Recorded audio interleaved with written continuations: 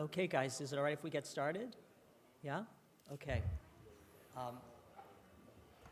This is a special day for us in pulmonary because we get to honor one of our dear colleagues, Dr. Michael Hughes, who passed away a couple of years ago. And in the aftermath of that, we wanted very much to have a lecture series in his honor.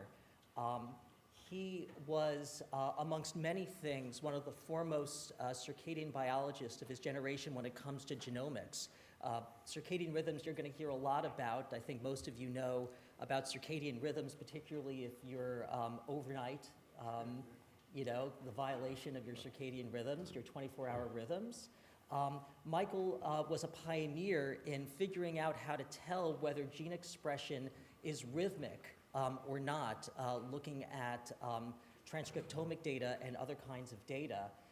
He developed many of the popular tools used by the entire field in order to be able to sift through genomic data to understand how circadian rhythms affect our physiology. Michael was an amazing colleague. He treated all of his students like family.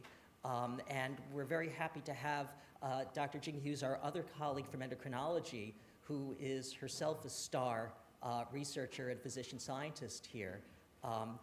But while one of the things that Michael prided himself on is finding people who wouldn't necessarily have access to first-rate science and giving them a chance to advance their career through making academic and intellectual contributions. In fact, his very first appointment before coming here was at UMSL, precisely because he wanted to reach out to people who didn't necessarily have access to the ability to ask deep scientific questions. So he was a person committed to his colleagues, like family, and deeply committed to his family, including Jing and his three daughters. He also was interested in an eclectic mix of things beyond circadian rhythms. He went on to develop the first atlas of gene expression in various forms of muscle, skeletal and otherwise. And he continues to publish posthumously with collaborations within our division, for example, with Dr. Michael Holtzman, looking at things like myopathy and COPD. So for all these reasons, for his academic excellence, for his commitment to training, and his example of what a scientist should be, it gives us great pleasure to be able to honor him today.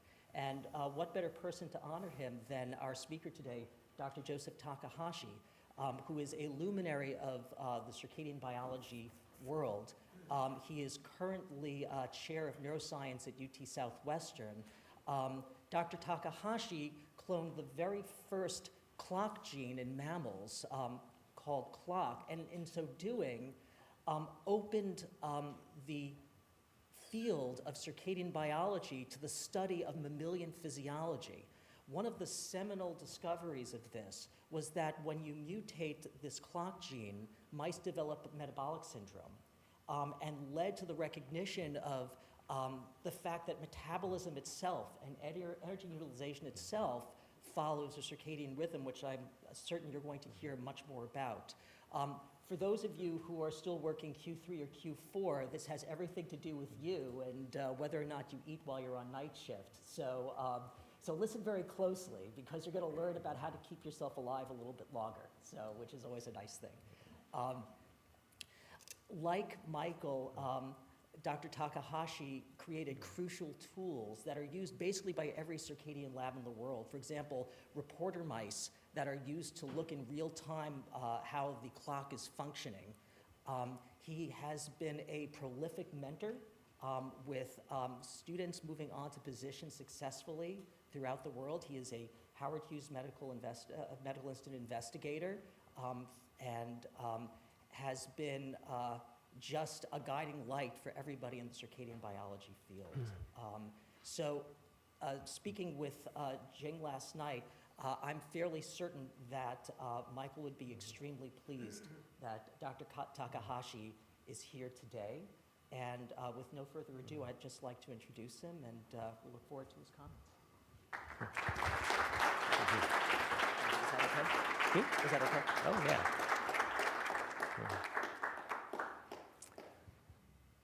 Thank you very much, Jeff, and thank you, Jing, for the invitation to give the lecture in honor of Michael. I consider it an honor and privilege to give this lecture because Michael was actually a close colleague of ours, and we actually published a few papers together. I'll mention one or two of them.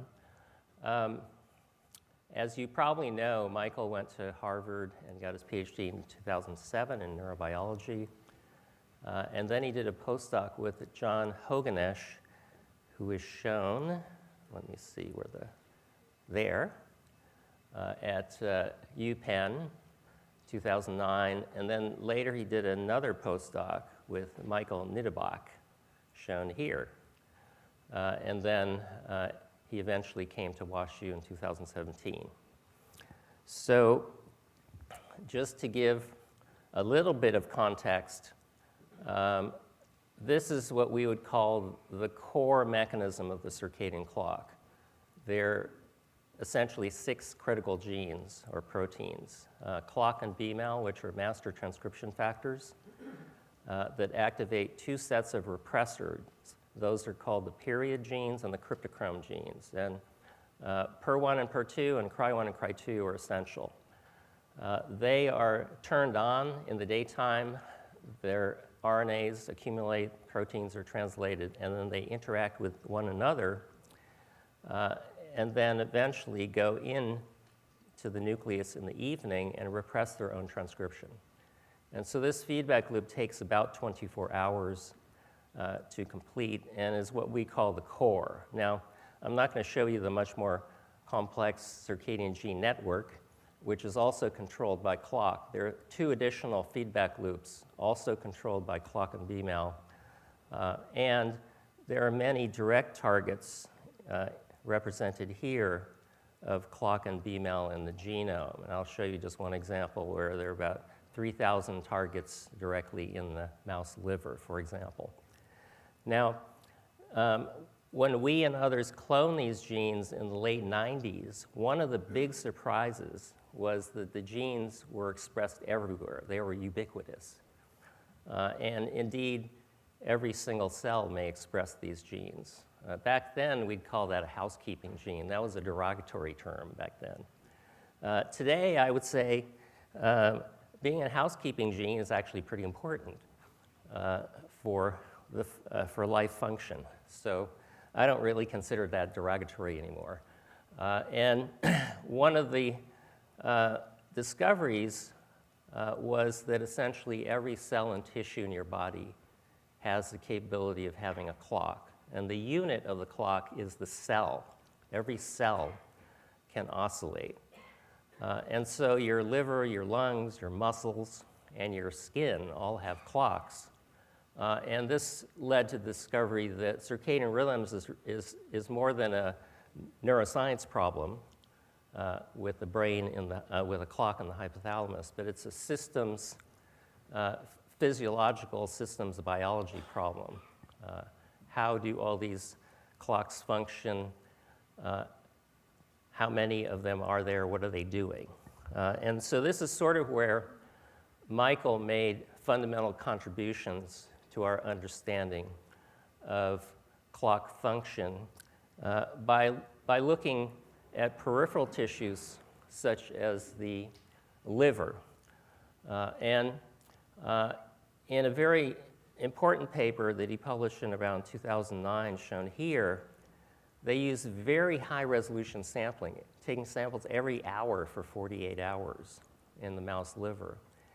And what that revealed is that you could detect reliably many more cycling genes. So in this case, 3,600 cycling genes in the liver.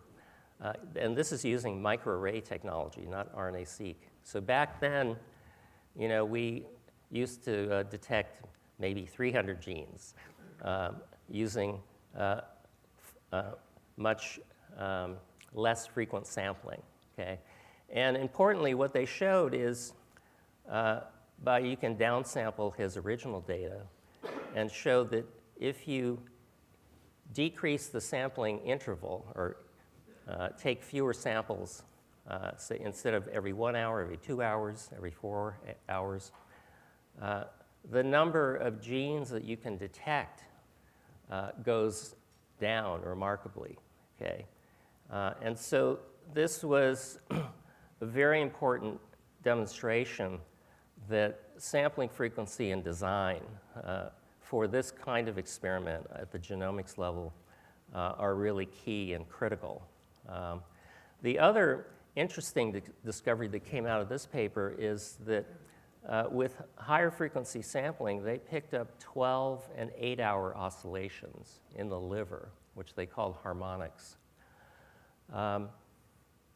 And later, in work that we did together with Michael and John Hoganesh, we used a conditional transgenic mouse that we had made that rescues circadian rhythms in our original circadian clock mutant. Now, I didn't tell you anything about the clock mutant or mouse or anything, but these are activity records, double plotted, and in a clock mutant background, the mouse does not have a circadian rhythm in constant darkness. It has this high frequency we call ultradian or episodic pattern. Okay? There's no circadian pattern. But if you conditionally rescue clock only in the brain and the SCN, at the behavioral level, the mouse has what looks like a very strong rhythm. Now, I noticed I didn't put the right panel in there, sorry, that shows the rescue. So you'll have to take my word for it. But these mice are only rescued in the brain, not in the rest of the body, okay? But we're now looking at the liver, and what we found is that brain rescue could rescue a significant fraction of genes in the liver, even though the liver has its own self-autonomous clock, okay? The rescue is not completely wild type. There are fewer genes and the amplitude is lower. But one of the interesting findings out of this study is if we look at a 12-hour rhythm in the liver that Michael discovered in that previous paper, when we rescued in the brain, that 12-hour rhythm became a 24-hour rhythm. And so that suggested that the 12-hour rhythm is actually a combination of a circadian drive from the central nervous system versus some other signal that's coming into that tissue to create this 12-hour pattern. Could be feeding or nutritional cues, metabolic, we don't really know. So one of the most impactful algorithms that Michael developed for the field is this one called JTK cycle, which is a non-parametric method for detecting rhythmicity in time series. The problem we have in our field is our time series are very short. You know, when you're doing a genomics experiment, it's hard to collect tissues for more than 2 days. Maybe you can go 3 days, but you have to collect those manually. Somebody's staying up for 72 hours if you're doing a 3-day experiment. And the measurement is very expensive. So there's a practical limit to how many samples you can take. So you have to trade off time series length versus number of replicates and things like that. And these are all parameters that Michael really delved into very carefully, both by simulation, where he modeled these effects, and that could demonstrate the robustness of various algorithms against synthetic data, which other people hadn't done. And then he applied these to real data. Oh, and I see now one of my slides did get changed. Over here on the bottom, this is a ROC plot, but unfortunately it's showing you the bad algorithm, not the good one, which is up here. Sorry, I made these on a Macintosh, and I didn't notice that they got changed on this PC.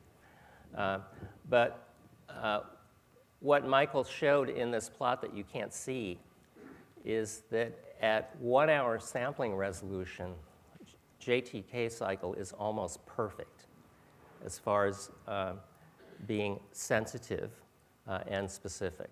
And even at 4-hour sampling resolution, it's extremely good and far superior to, for example, this other algorithm. Sorry about that. It's also valid in determining period, phase, and amplitude when measured against synthetic data also. So it's one of the best algorithms in the field for detecting rhythmicity without having a high false positive rate. That's one of the issues for many of these algorithms. And we use JTK cycle ourselves many years later. Okay, so the other extremely important contribution that Michael made is that he convinced the field to propose a consensus set of golden rules for analyzing circadian data. And for all these individuals to sign off on this, including myself. And as you can see, Michael was the lead of this effort.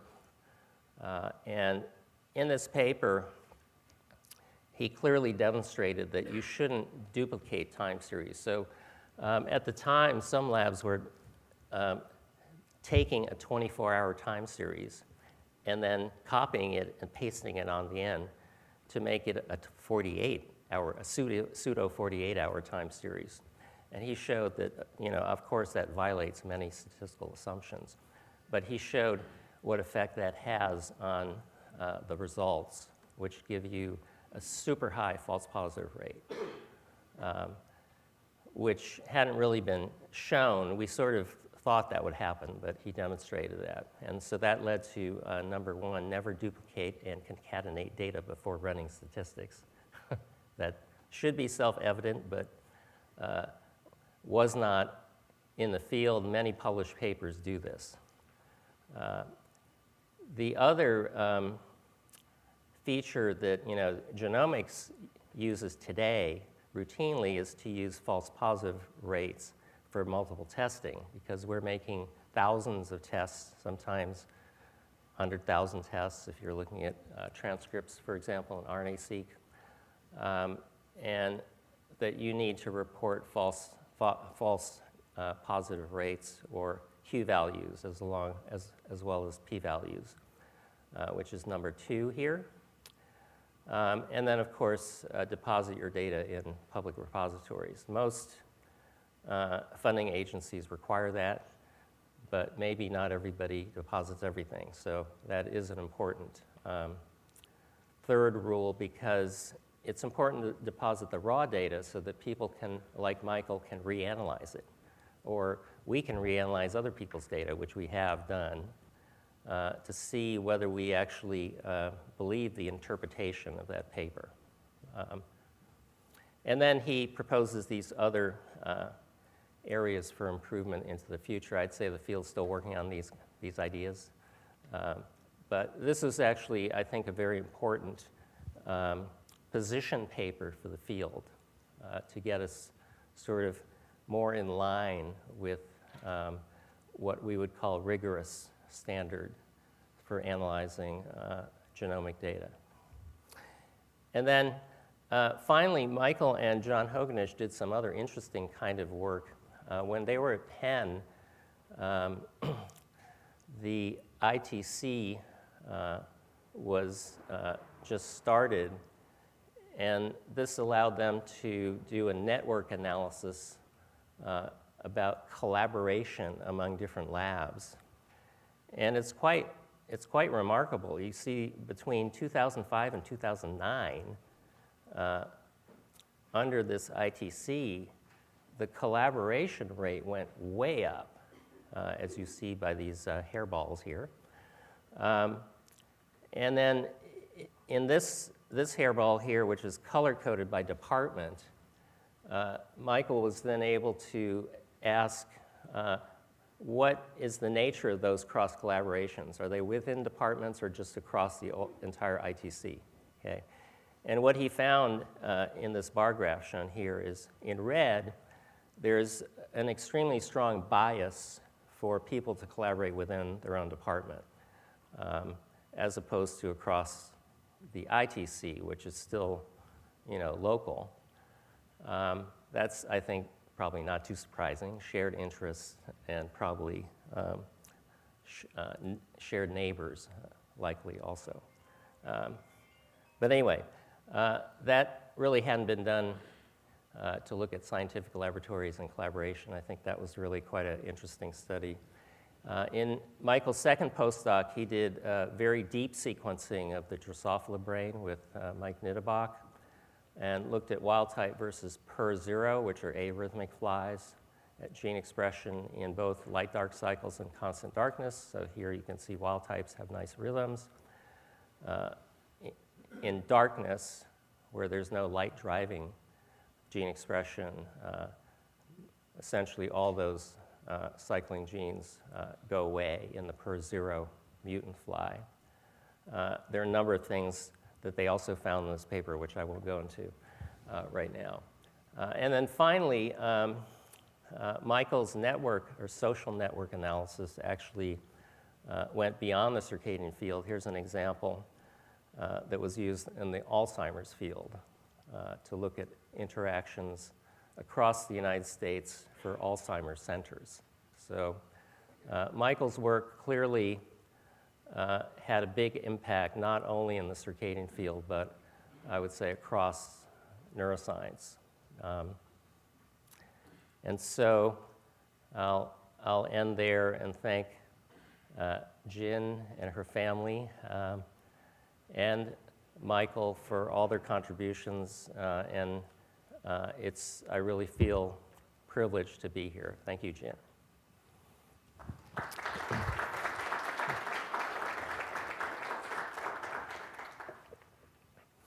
Okay, so let me go back to that core clock. As I showed you at the beginning, now 12 years ago, with the advent of next-gen sequencing and ChIP-seq, or chromatin immunoprecipitation, followed by next-gen sequencing, we could ask, what are the genomic targets for this clock transcriptional pathway? These guys down here in particular, that were unknown, which we hope to uncover by ChIP-seq in the mouse liver. And so Nobu Koike in my lab did an amazing study where we had antibodies to all 6 of those proteins. And so we could look at the occupancy across the genome for clock, BMAL, PER1, PER2, Cry1, Cry2. And what we found is that their occupancy was dynamic. So clock and BMAL occupy DNA in the daytime, PER and Cry occupy DNA at night. So every day, these transcription factors are coming on and off the genome. But in addition, when we looked at transcription and chromatin marks associated with transcription, such as histone 3 lysine 4 trimethylation, which was a classic promoter mark, we found a really surprising result, and that is that this promoter mark, which everybody thought was stable, was completely dynamic in the liver at about 5,000 sites. At one time of the day, the mark is not there in the morning. Then it comes on 12 hours later, and then it goes off. And nobody had seen this before because everybody thought the mark was just always there. And so that was very surprising. Other marks that are associated with transcription, that's not so surprising that they might come on and off because we know that they are correlated with Pol2 transcription. But when we put this all together, what we saw in the mouse liver each day was an incredibly stereotyped transcriptional program in which there's activation in the daytime, then a burst of transcription at midday, then you get classic repression from the PERs and Cries in the middle of the night, they turn over rapidly. And then the next surprise was that Cry1 persisted. It actually came on late and persisted late and formed a second repressive complex that lasted until the next cycle, which is shown here. And so what happens is on the next cycle, clock and B male bind at 0 at dawn, but there's no transcription. And we think that's because Cry1 is repressing. So there's a repressed Pol2 RNA polymerase complex, which is de-repressed when Cry1 finally turns over. And then you start the cycle over again. And you get this massive burst of activation. So that was a remarkable study done by Koike. One of the questions, I'm just going to show you one question, is what are those targets? Okay? And so the top gene ontology category is the metabolism. That makes sense for the liver. So here's a chart of all metabolic pathways in the cell, which you probably studied in medical school.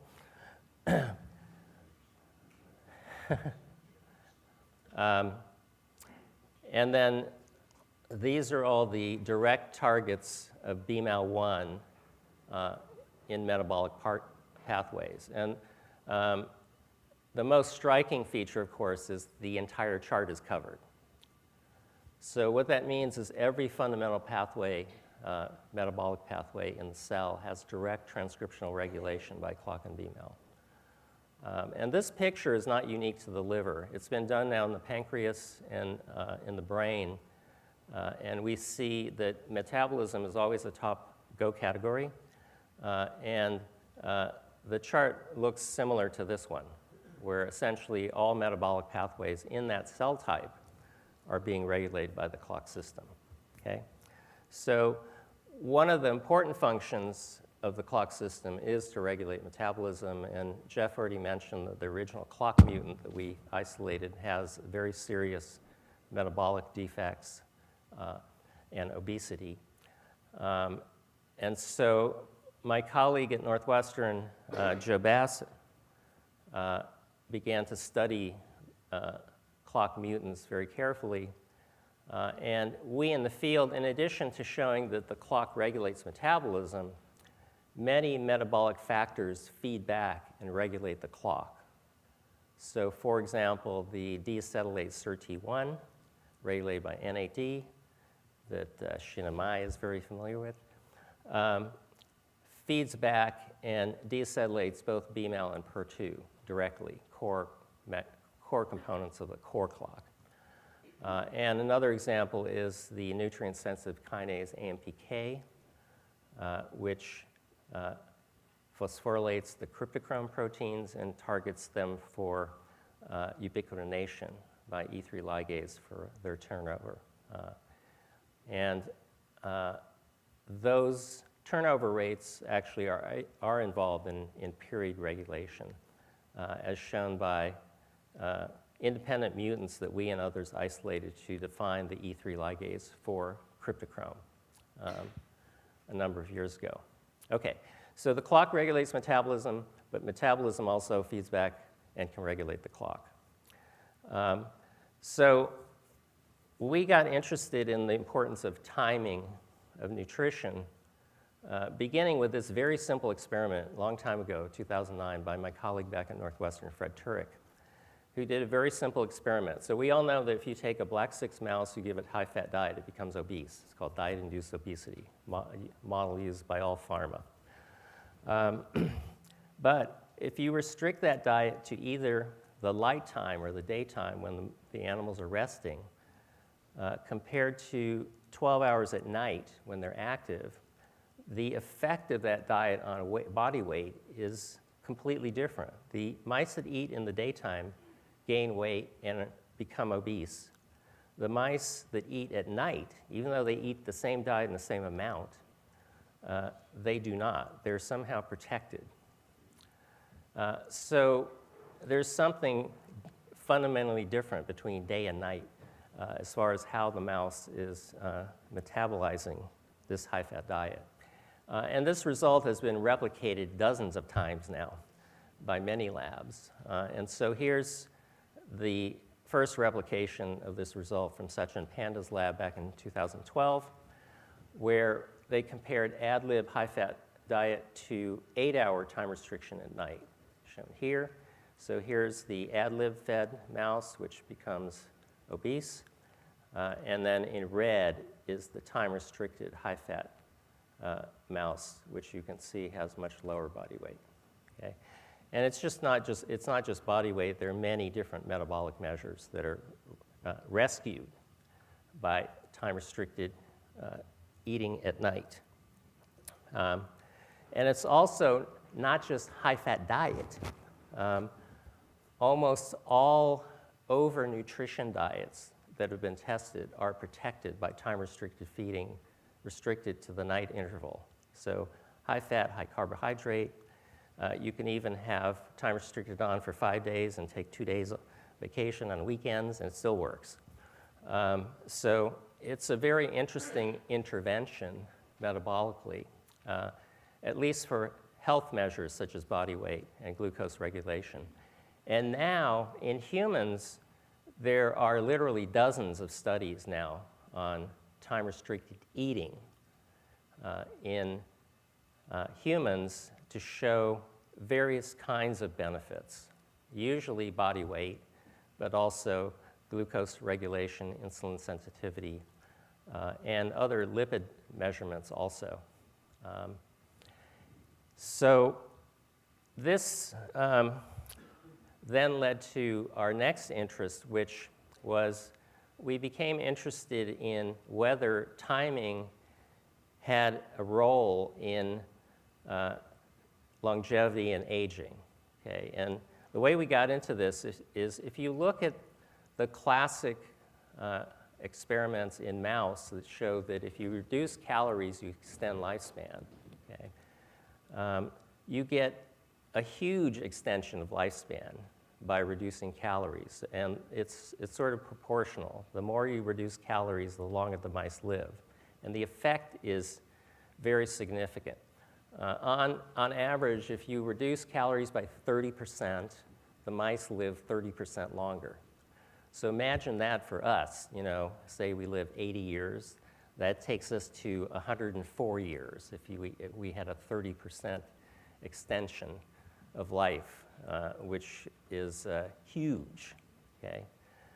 So when we looked into these experiments, the effect is, the way they did the experiments, though, was, for us as circadian biologists, a little bit funny, okay?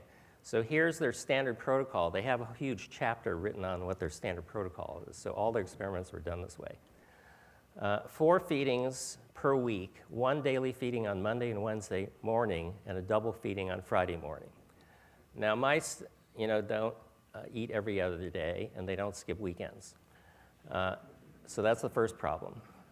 The second is we know that they don't eat in the morning all their food. They eat most of their food at night. So the timing is wrong, and from the circadian field, we know that daytime feeding can shift many peripheral organs. By shifting time of feeding, organs such as the liver and many different digestive tissues actually follow the nutrient timing and flip over. Okay? So once we got into this, however, we figured out why they're only feeding 3 times a week, because the experiment takes almost 4 years to complete, a survival experiment in a mouse. And it's hard to get your lab to feed them every day for 4 years, much less twice a day to do a time-restricted feeding experiment where you put the food on and take it off each day. Okay? So we knew that that was not going to work. So our solution in the circadian field is always automation. So we always have automation of collecting wheel running data. We've done that for 50, 60 more years. And so I have a very large running wheel facility at UT Southwestern. We actually have more than 2,000 running wheel cages that are fully automated. So what we decided to do was to build an automated feeder that would fit into our existing system. Okay, we had like 4 inches left above the cage of space. And so we designed a feeder which looks like this up here that goes on top of our normal feeder system and fits into our existing boxes. So we didn't need more space. Okay. And this was led by extremely talented and persistent postdoc, Vicky Acosta-Rodriguez, who just started her job at the National Institute of Aging this week, actually. So when we looked at the feeding pattern, this is an actogram, okay? Each line is a day, and in this case, it's 43 days long. The light cycle is shown at the top. In black is when the mouse is running. You can see it's nocturnal, runs at night. And then the pink dots are food pellets. These are large food pellets, 300 milligrams. It's when the mouse takes that pellet. And an ad lib mouse eats 3/4 of its food at night, but it still eats a significant fraction during the daytime, as you can see here. Okay? So that's an ad lib mouse. Now, when we put mice onto caloric restriction, so this mouse is on ad lib for the first week of this record, then it's calorically restricted 30%. The onset opportunity begins at 0 or dawn. As the mouse gets hungry after almost a week or two, it starts eating all of its food as soon as it's available. In this case, it can eat all of its food in 2 hours. Okay? And then you can see it has to fast for another almost 22 hours. If we start the feeding window at the beginning of the night, a similar thing happens. Okay? They eat all the food. So when you put a mouse on caloric restriction, you're not just reducing calories, you're changing the entire feeding behavior of the mouse. Okay? The mouse goes into what we would call extreme time-restricted feeding, eating in a 2-hour window, and then it has a very long fasting interval, which we also know is beneficial. So what's important? Calories, timing, or fasting? And for some reason, the aging field didn't pay attention to how the mice ate very carefully. And they never actually quantitated it and documented it. So we were then curious what effects these would have on longevity. So we did a survival study. So we begin with the 3 groups I just showed you, the ad lib control, the 2 groups that eat in 2 hours. Then to get around the binge eating, we spread the food out over 12 hours, day or night. And then importantly, we add a 5th group, which spreads the food out over 24 hours. So there's no day-night difference and there's no fasting. Okay? These are sample activity records from the 6 groups of individual mice. You can see they all remain nocturnal, and there's a gradual decline in their activity age as they get older, up to about 36 months here. And then in red shows you the feeding pattern. So the groups I showed you before maintain that pattern for the duration of their lifetime. Okay. Then these spread groups, very obedient, they eat over those 12-hour intervals, including the 24-hour spread group. Okay. And that's because the mice are hungry. They're essentially waiting for that pellet. So as soon as it's available, they eat it. And they do that for their entire lifespan. Okay? Here's their body weight. The ad libs gradually gain weight until they're about 20 months of age, and then they spontaneously lose it, even though they eat actually more food. We think this might be a thermoregulatory problem, but we don't really know why. And then all of the calorically restricted groups maintain low but healthy body weight. And surprising to us was that there was no effect of the feeding pattern on body weight, probably because it was just low. So here's the first big surprise. I asked my aging colleagues what's going to be important out of those 3 factors, and they always said, oh, calories. You reduce calories, they live longer. So this is the 24-hour spread group. They eat they have the same food, the same reduction in calories. It's just spread out throughout the day. They lived only 10% longer for a 30% reduction, okay? So this is very surprising. The mice that eat in the daytime, which is the wrong time, they get another 10%. They live 20% longer. This is similar to many existing longevity studies in the aging field. And then finally, the mice that eat at night, which is the right time of day for a mouse, they live 35% longer. Okay? There's, among these 5 groups where you go from between 10% and 35% extension of lifespan, the only difference is the pattern of food intake. There's no difference in the composition of the diet, the amount, or anything. That's the only difference. And so circadian timing turns out to be one of the most important factors in extending lifespan in mice under caloric restriction. And that got us into this field. It was a totally unexpected finding for us. We really didn't think it would have such a big effect. Okay, so are there any biomarkers or predictors of lifespan in our experiment? So one predictor you might think would be activity levels. So we looked at activity and lifespan at different ages, shown here in the ad lib group. And what you see is when the mice are less than 12 months of age, there's no correlation between activity level and lifespan. But once they get older, 18 months or older, then we start to see a positive correlation where mice that are more active tend to live longer, okay? And this pattern was seen across all 5 of the calorically restricted groups. When they were young, there was no correlation, and we didn't see a positive correlation until they became older, around 18 months or so, okay? What about body weight? So, you know, I talked to Cynthia Kenyon about these experiments, and I asked her, what is it going to be the predictor of lifespan? She said, oh, body weight. Low body weight, they live longer.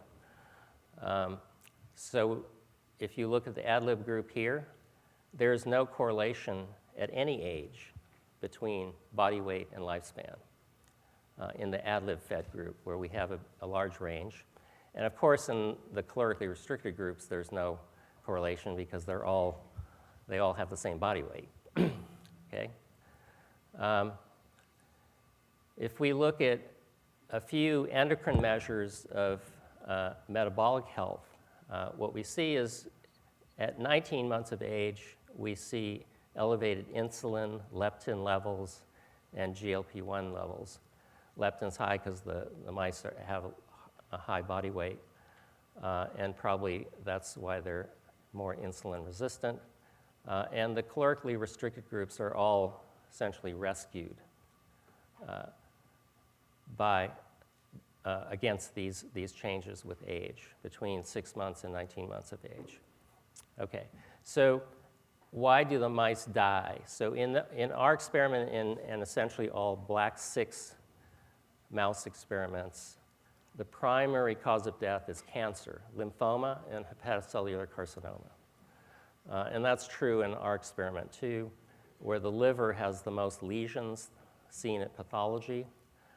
And in mice that live longer, we do not see a significant change in the spectrum of lesions for cause of death, meaning they still die from cancer.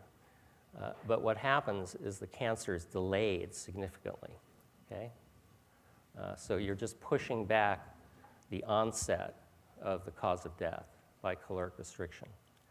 And because the liver had the most lesions, we first looked at gene expression in the liver. So if you look at ad lib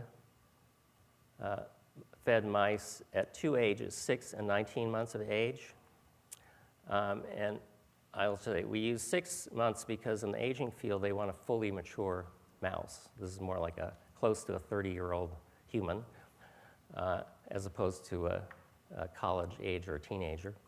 And then we use, in our experiment, 19 months. The reason we choose 19 is that you saw the body weight spontaneously declined at 20 months in the ad-lib group. We didn't want to be looking at those effects. And the second is if you look at our survival curves, 90% of the ad-lib mice are still alive at 19 months. If you go to 24 months, a significant fraction, say 30%, have already perished. So your sample at 24 months, we would say, is slightly biased from this survival effect. Okay? So that's why we have these funny sampling dates, or ages, I should say. Okay. So 2,000 genes go up, and 500 genes go down in the mouse liver. Okay? So what are these genes? So if you do gene ontology, the genes that go up all have to do with inflammation and immune function. There's essentially no other category. I've never seen an RNA-seq experiment like this before, you know, where the gene ontology is so uniform. Now, this is known in the aging field, that as you age, systemic inflammation goes up. And it's called infla-aging, or inflammaging. So this has taught me that aging is really a disease of inflammation, system-wide. What about the genes that go down? These are all metabolic pathways, amino acid, lipid metabolism. And again, the gene ontology analysis is incredibly uniform. There's almost no other category. Again, something we don't really see in RNA-seq experiments. So that was very striking. If we convert these percentages or numbers to percentages, 14% up and 4% down, and then look at all 6 groups, what we see is that caloric restriction reduces the change in gene expression with age. And in particular, the groups that live the longest have the smallest increase in inflammation and decrease in metabolic gene expression, okay, like this one here. Oop. Okay, so what do calories alone rescue under any condition? Most of the genes are rescued by just reducing calories. And the go categories are the same as what we saw going up in the ad-lib group. Okay, same. If we look at the effects of fasting, we see a new category, thermogenesis, smaller set of genes, 159. And finally, the longest lived groups, about 68 genes, go back to adaptive and innate immune function. And the most perfectly correlated gene is shown here, interleukin-1 beta, which is quantitatively correlated with lifespan. The mice that live the longest have no significant increase in interleukin-1 beta, a major systemic cytokine in the body, and the mice that live shorter lifespans have much higher levels of interleukin-1 beta. Okay? Okay, now for circadian rhythms, I'll try to finish up quickly here. We see cycling in both young and aged liver, different sets, but the most prevalent change we see is a reduction in amplitude. So BMAL, which is shown here, ARNT-L, does not show a change at the RNA level, but all the other genes have lower levels, as shown in red, for, say, PER1, PER2, NR1D1, and some metabolic genes. And the phase doesn't change, but the amplitude genome-wide decreases. So that's one effect. We've known that in the field already. If we look at just the extreme caloric restricted groups at 19 months of age, we see that when they eat at night, they maintain very robust circadian rhythms. But the mice that eat in the daytime have only 7 cycling genes by this very strict analysis. Okay, so the number of cycling genes goes down. And of course, the phase is reset or changed by the daytime feeding. If you look at the yellow curves, they're peaking 180 degrees out of phase from the ad lib or nighttime fed mice. Okay? The second effect we have seen of daytime feeding where changes in level don't occur is that there can be a severe disruption in the pattern of gene expression, especially among important longevity genes such as FOXO3, which has a nice diurnal pattern with nocturnal feeding, but with daytime feeding severely disrupted. GEIS2, IGF-1, classic longevity gene. Same thing happens. No change in level, but a very clear change in pattern. And so we thought this could be important also. And so to summarize, what we are seeing is there's a decline in circadian amplitude with age under ad lib feeding, shown in red here. But this can be rescued largely by caloric restriction feeding at night. And if we look at the classic aging and longevity pathways, such as IGF-1 signaling, mTOR signaling, SIRT1 AMPK, these are actually all under circadian regulation in one metabolic tissue or another, as shown by this chart here. If it has a purple circle, it is cycling in the CircaDB database from the Hoganesh lab. Okay? So the circadian clock is regulating the majority of these classic pro-aging and anti-aging genes. So now what we're doing, oh, now I'm getting out of time, sorry, is we're trying 3 interventions to try to rescue circadian gene expression: time-restricted feeding without enforced caloric restriction, a genetic intervention by boosting clock gene expression, transgenic mouse we made a long time ago, and we're looking for small molecules that can boost clock B-mal transcription. Okay? So 24 months into the time-restricted feeding, where we're doing now males and females, we can see clear effects on body weight of time-restricted feeding of either 12-hour or 8-hour restriction. But males and females are slightly different in how they respond to it. Males are more graded, and females have low body weight no matter whether it was 8 or 12-hour restriction.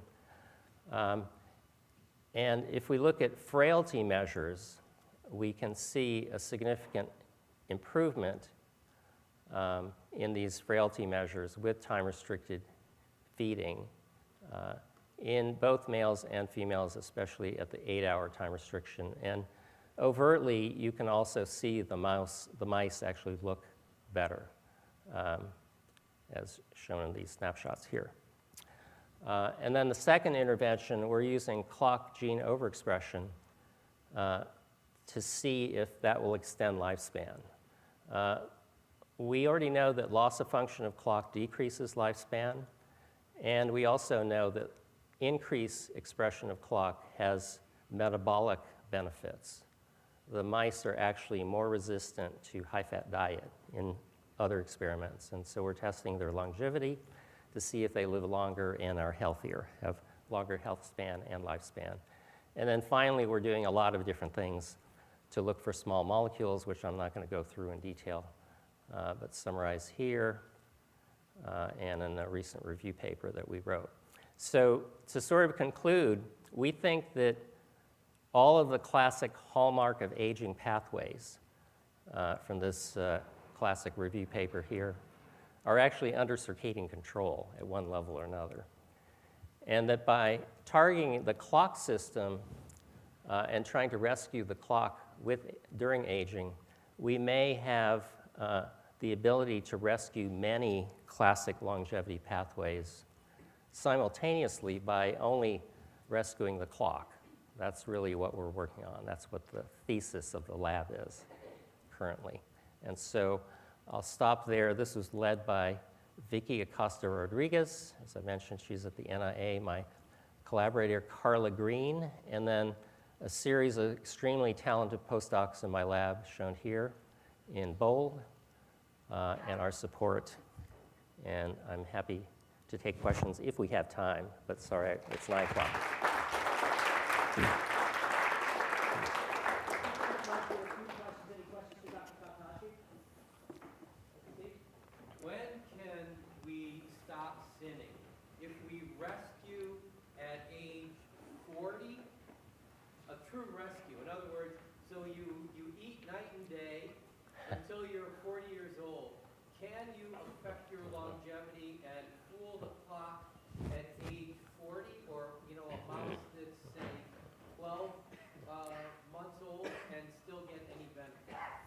Yeah, so there are experiments not done by us, but caloric restriction still works at 12 months of age in a mouse, but it does not work once the mouse is 18 months of age or older. It actually becomes detrimental. But at 12 months, middle age, it's still okay. And if you start earlier, say 6 months, it's better, but there's still a clear benefit at 12 months. I would say, 40, you can still turn it around. I mean, that happened to me. When I was 40, my knees started hurting because I wasn't exercising. And then I had this personal trainer who was like just super evil, and she just whipped me into shape, and all my knee pain went away. And now, 30 years later, I have no knee pain, because I've kept up exercise. Shin?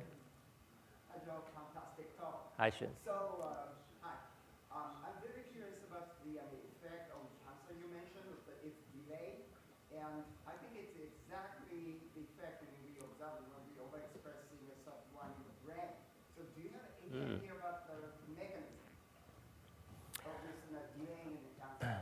Yeah, we don't have any specific mechanism. I think the only thing we can really say in general terms is that, overall systemic inflammation is lower.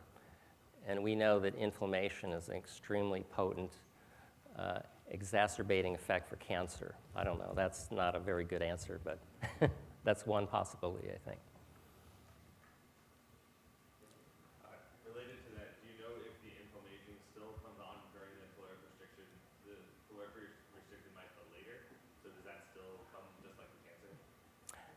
Yeah, so even the calorically restricted mice have inflammation, it's just less, but they still have some degree of inflammation, yeah. Eric? The correlation with activity and your exercise with your trainer is intriguing. Is it really about how active you are, or is it also about how inactive you are? Did you measure sleep as a correlate to the outcome of the different diets? Yeah, we're not measuring sleep per se in our experiment, so. What is the duration of inactivity instead of total activity? Yeah, we can do that, but it turns out with wheel running activity, you don't get a good measure during the rest period because they don't run that much. So we would say that wheel running is not a great negative indicator of sleep. As opposed to total activity. If we had just total movement, we might have a better way of doing that. So the answer is we haven't done that in this experiment. Oh. Takahashi, what a wonderful talk. Thank you so much. I wanted to ask you, some of the genes that you sort of chose had sort of kind of links between immune system and metabolism. So, for example, your CD36 is a sensor. Right, lipids. TLR sensor, as well as a fatty acid receptor. Do you have any thoughts about sort of that interesting relationship? Yeah, we haven't delved into it, but I agree with you. It's an extremely interesting link since we see both metabolic defects and inflammatory changes. So, yeah, I think we haven't focused on CD36 yet. One of our colleagues in the field, Salva Beneta in Barcelona, works on CD36 in the cancer field, but he's also a circadian person. So I think Salva is doing some work on that gene. We're actually focused on interleukin-1 beta right now. I see the hour's up. Thank you so much, Dr.